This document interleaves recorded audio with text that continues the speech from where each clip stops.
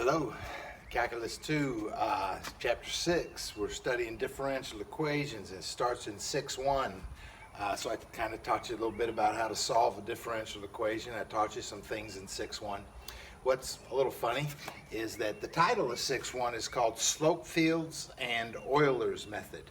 And I didn't mention either one of those things. So, and I don't assign a whole lot of homework with either one of those things, but that's the title of the section. Perhaps I should mention it. So let's talk about slope fields. They're pretty cool. Again, this is a big subject area, and there's a whole course called differential equations where we do study these a little more, but just check this out. So if this is a differential equation, you can draw a slope field for it without solving the dE. You can just, what you have is a dy dx. So whatever the solution to the dE is, the solution is some function, y is the solution, and what you're staring at is dy dx, which is the slope of this solution function. So you could draw a little slope field like this. For every point in the xy plane, you could draw a slope. So let's say I'm at the point 1, 1. If I'm over here at the point 1, 1, what would be the slope at that point 1, 1? Well, plug that in for x and y. And if you plug a 1 and a 1 in for x and y, the slope is -1.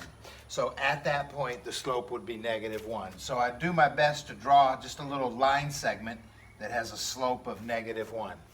So there it is. Let's say I'm at the point 0, 1. So x is 0, y is 1. If x is 0, actually it doesn't matter what y is. If x is 0, the slope is 0. So at that point 0, 1, the slope was 0.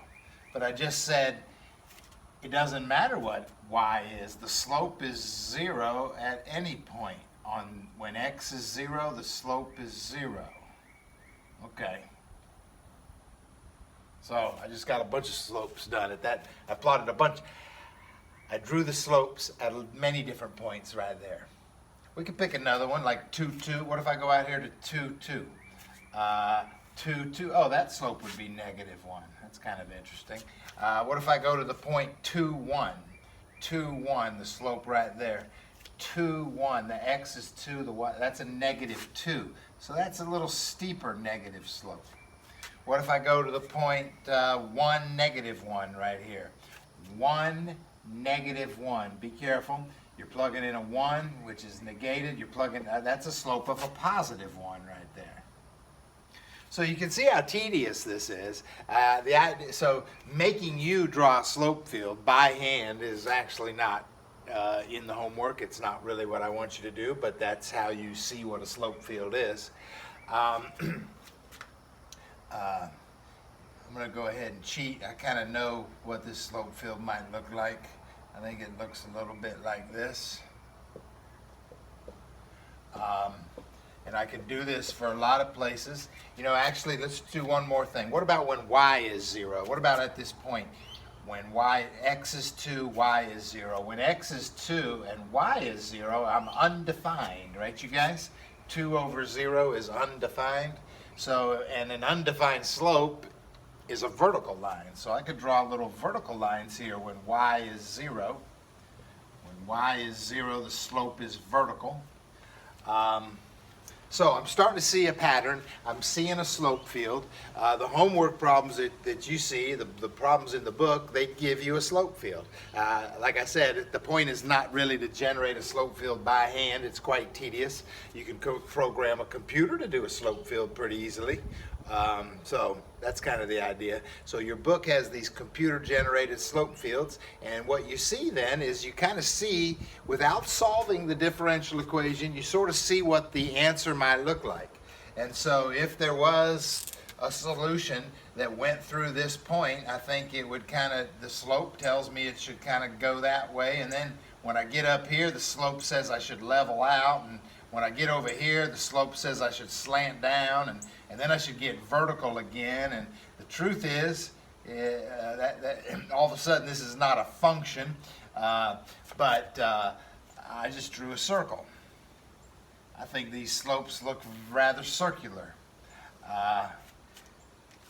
So just for fun, again, this is kind of not necessarily what you're supposed to do in this, but if you were to solve, so the idea is you see the slope field and you get a visual of what the solution might look like without ever finding the solution.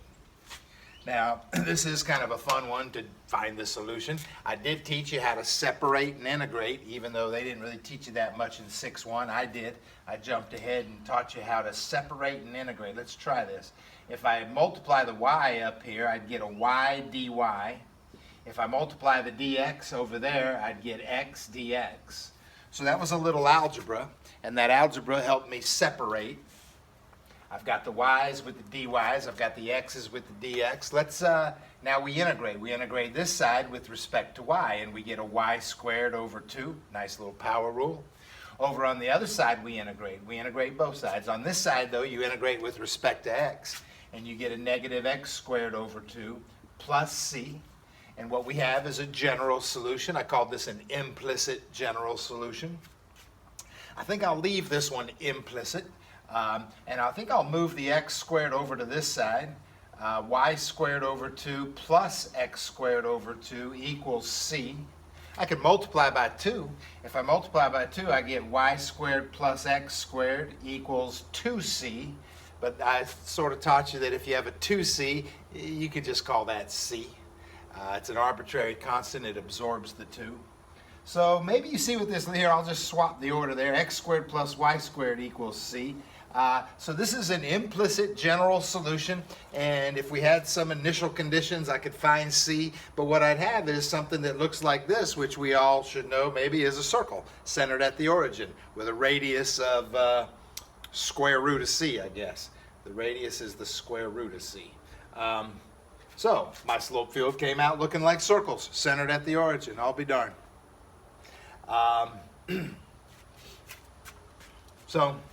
So that's it. The slope fields are pretty cool. One more. I'm going to make up another one, and I'm not going to make up a DE. If you had a slope field and it looked like this,